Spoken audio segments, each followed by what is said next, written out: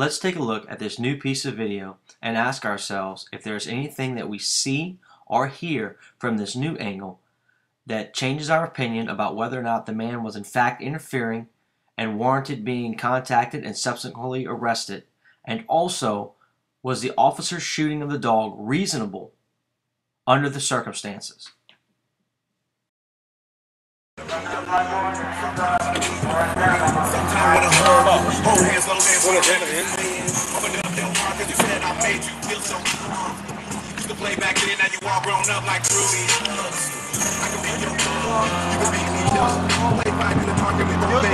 I do anything just to feel your my car is okay. I don't know, and I can stay here and watch.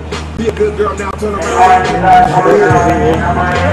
can stay here and watch. You want to take it? Okay, for what? For what? Your legs can go, they separate. Y'all be sitting up there doing stuff. I need to watch y'all. Y'all be breaking the law.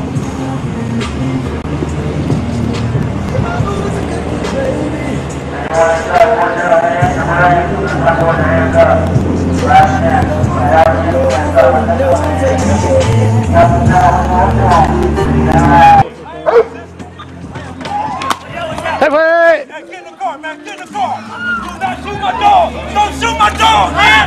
Don't shoot him! He's not violent! Shoot it, shoot it, shoot it, shoot it! Somebody get my dog! Get my dog!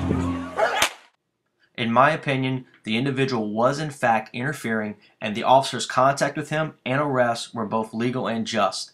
As far as the officer firing on the dog, while I would like to think that I would have been able to resolve that situation based on my previous experience with animals, I can understand, given the fact that the dog snapped at him twice, that the officer fired.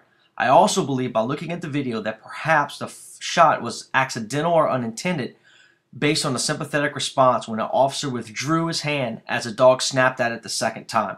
There's of course no way to know that, but I think given the circumstances it is reasonable.